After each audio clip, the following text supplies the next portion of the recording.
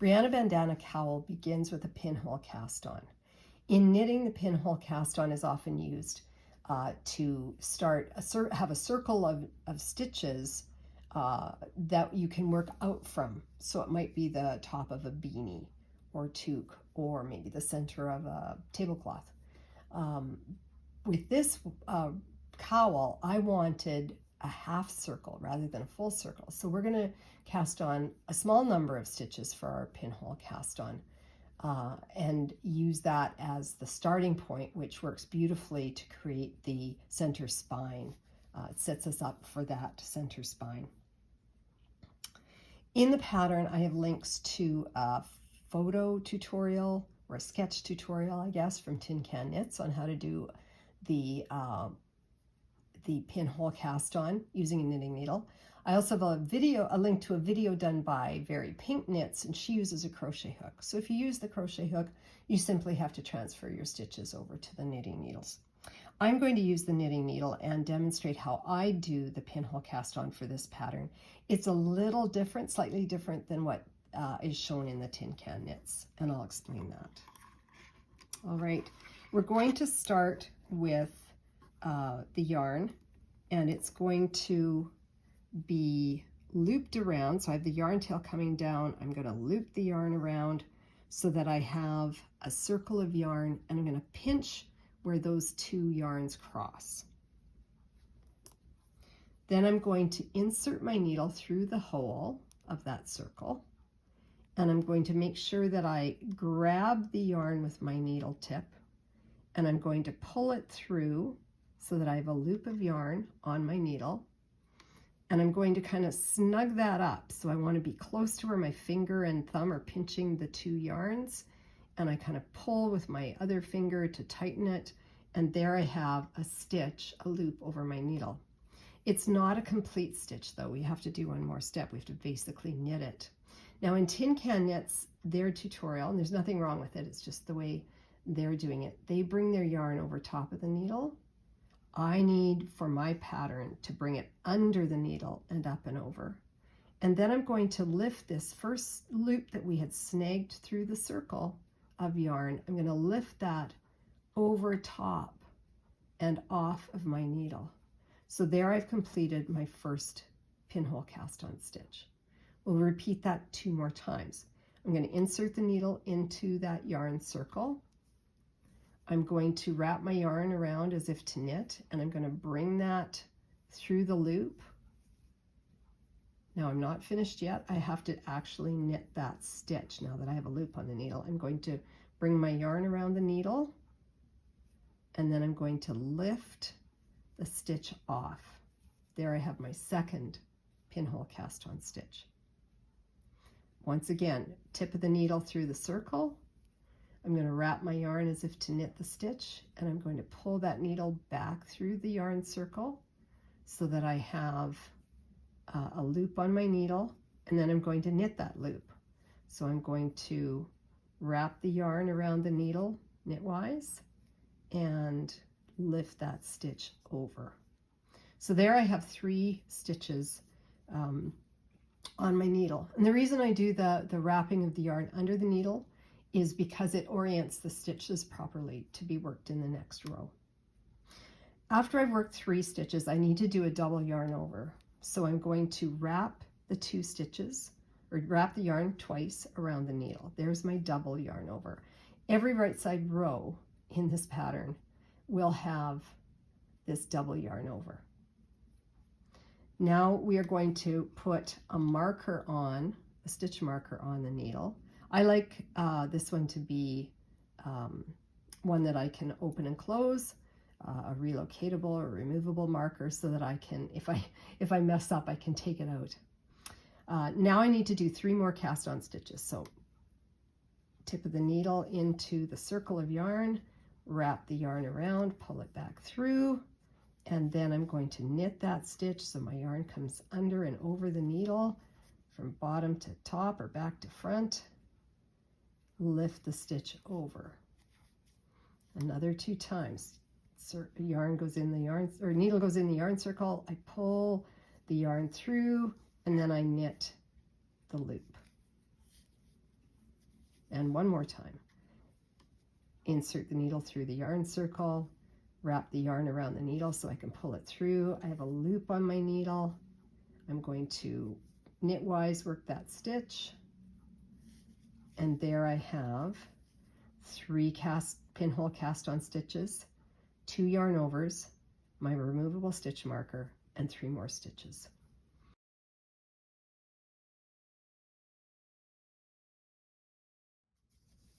We're now going to work the wrong side setup row for the cowl.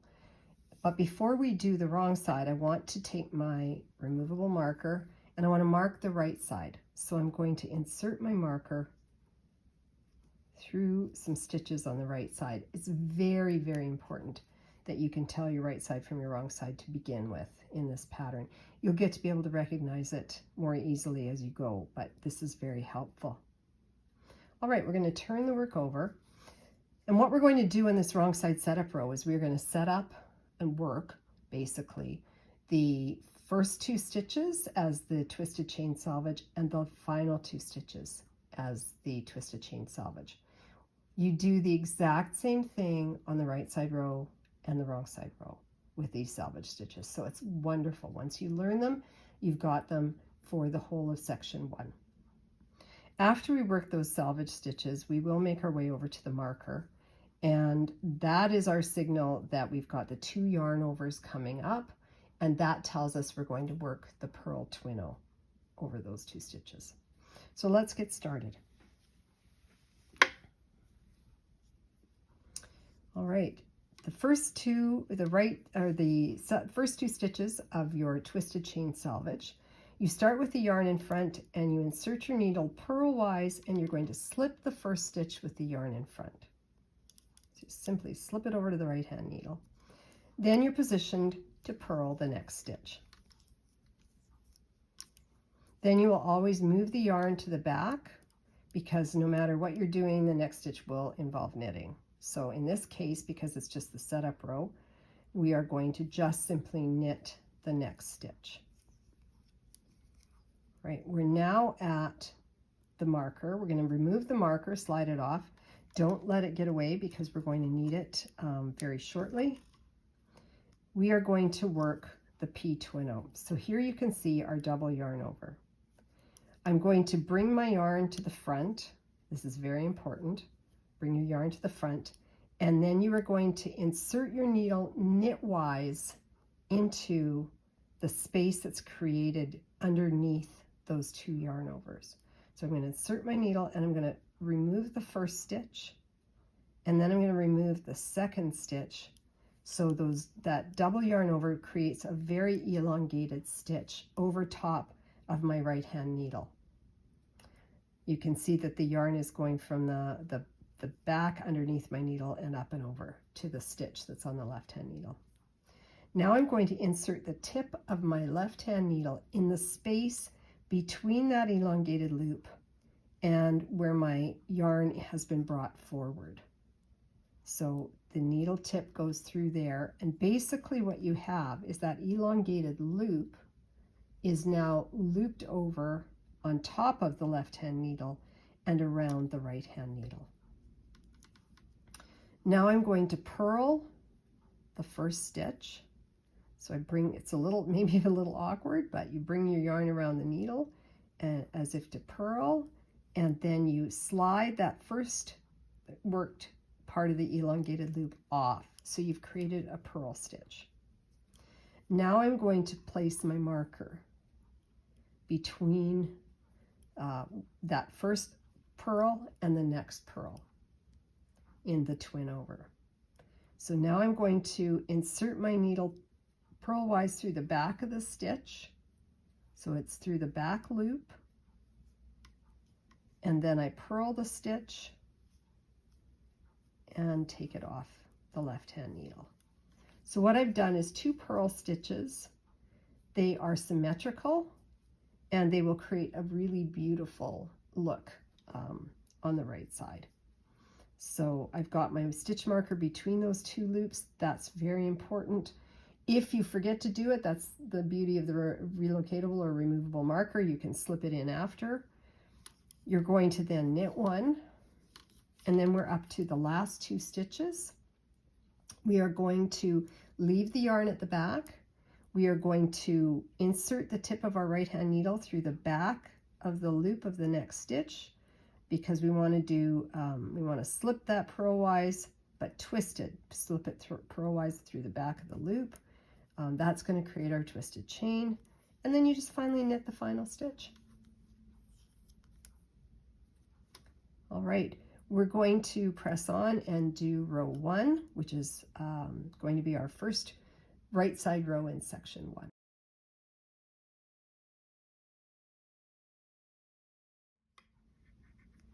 All right, I've turned my work over, so my right side is facing, and there's my handy dandy stitch marker telling me it's the right side. The only thing you're going to learn new in this row is the right raised increase, and it is worked always on the 3rd stitch, whether it's a right side row or a wrong side row. So we're going to repeat those 2 selvage stitches that we just learned. We're going to slip the 1st stitch purlwise with the yarn in front, and then we're going to purl the 2nd stitch. And here's that 3rd stitch, and every time we work in section 1, we get to the 3rd stitch on the row, we are going to do a right raised increase. Now, a right raised increase is a beautiful invisible increase worked in garter stitch. Typically it's worked on the wrong side only, because it is visible on the wrong side and invisible on the right side. However, in this cowl, it's snugged right up next to the twisted chain edging. So it's really hidden. So we can work it on both the right side and the wrong side. All right, we want to take our yarn to the back because we're going to be working a knit increase. So we make sure our yarn's at the back. And then what we're going to do in the right raised increase is we're going to raise this purl bump that is right underneath the next stitch. We're going to raise it by bringing our needle in through the bottom of the loop and up, so it becomes a new stitch or a new loop on your right hand needle. Now what I do is then I just knit that stitch, and I usually use my fingers to help it over. I'll repeat that again. I lift the stitch up. I could put it on the needle, slip it over to my left hand needle and then knit it. Or I could raise that, lift that up. I could work the knit stitch and use my needle, my left tip needle, to help me lift that stitch over. But there's my increase. And then I want to just knit the stitch that was above that purl bump. So now that single stitch, that 3rd stitch, has become 2 stitches. Then I'm going to knit to my marker. And again, that's why the marker is so important. I'm going to knit to my marker. I'm at the center front, and you can see the 2 parallel yarns that are vertical, one beside the other. That is the P Twino. That's a beautiful example. I'll just bring it closer to the camera. You can see the yarn, I hope you can see the yarn coming up and looping around and then going over and looping back. And you get these 2 parallel lines that create that center front spine. Now, in order to do that on the wrong side, we have to have a double yarn over. So we're going to do our double yarn over. That's always worked on the front or the right side. We're going to slip our marker over, and we're going to knit to the final 2 stitches. And then we are going to insert our needle purlwise through the back of the loop because we want to slip that 2nd last stitch. And there you can see how it's twisted. And you're ending up with a twisted edge, neck edge. And then we just knit the final stitch. So that is our right side row.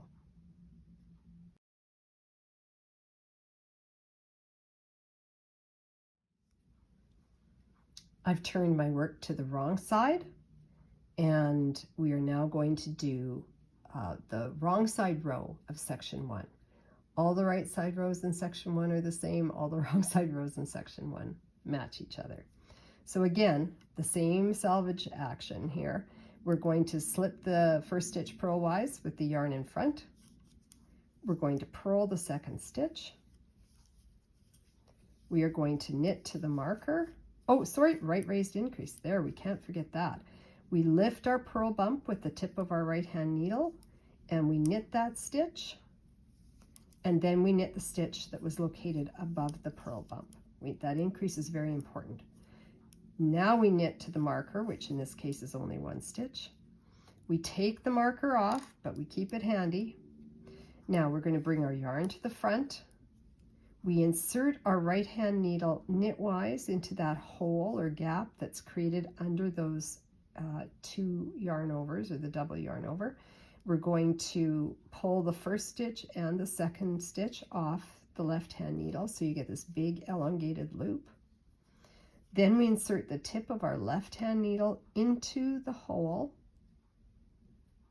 that's between that elongated loop and the yarn that you've brought forward. And again, that loop is just coming up underneath and over the left hand needle, and the top of the loop is looped over top of your right hand needle, and your right hand needle is on top of the left hand needle.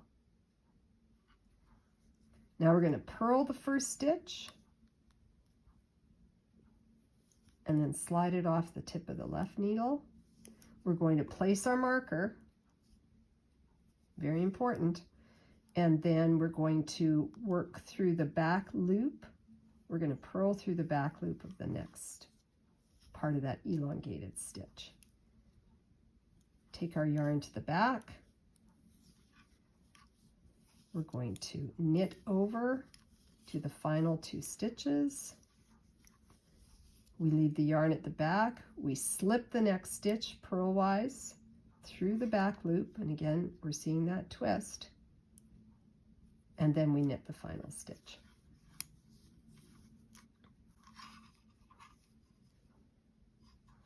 I'm going to walk through those two rows one more time, and that's all there is to section 1.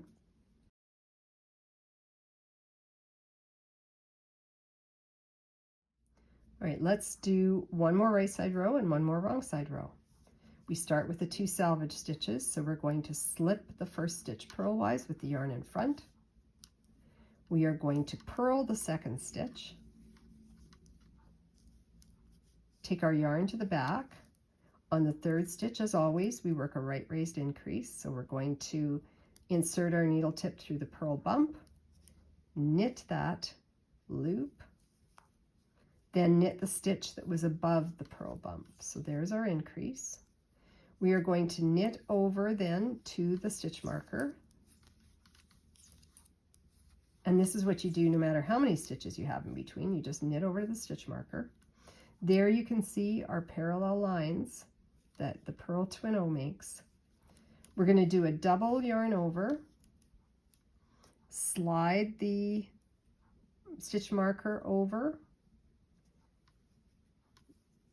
make sure we keep our double yarn over in place. We are going to then knit to the final 2 stitches of the row.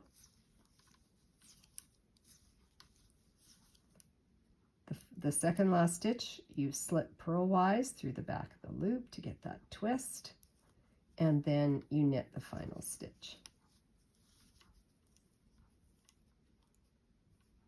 At this point, we can snug up the pinhole cast on, and I'll just move this down, and you can see then that we get a very straight, nice edge here with the pinhole cast on half circle of stitches. Let's do our final wrong side row. Again, the same thing, slip the first stitch purlwise with the yarn in front, purl the next stitch, right raised increase through that purl bump. We're going to knit that stitch, knit the stitch that's above the purl bump, knit over to the stitch marker, and on this wrong side row we remove the stitch marker and we're going to bring the yarn to the front. We're going to insert the needle knitwise into that hole, pull the 2 yarn overs off the left needle so we get that big elongated loop, insert the left needle tip into that between the loop and where you've brought your yarn through. So you've got that loop over top of that needle. We're going to purl the first stitch and take it off the left needle. We're going to reposition our marker. And again, if you forget to do that, you can do it afterwards, but it's handy to do it as you're working. And then you want to purl that second loop through the back of the loop. There's your P-Twin-O complete. Knit to the final 2 stitches at the end of the row. And there is your stitch that you want to twist. So you're going to insert your needle through the back of the loop, slip it purlwise, and then knit the final stitch. You can start to see the twisted edge here.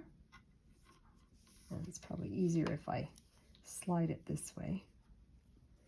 There's your twisted edge. So you've got a twisted stitch here and also there. That's the wrong side.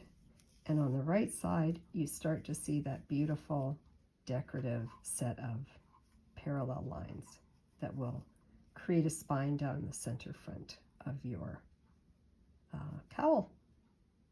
So those last 2 rows that I did, that's what you repeat again and again and again until you've completed section 1. Happy knitting!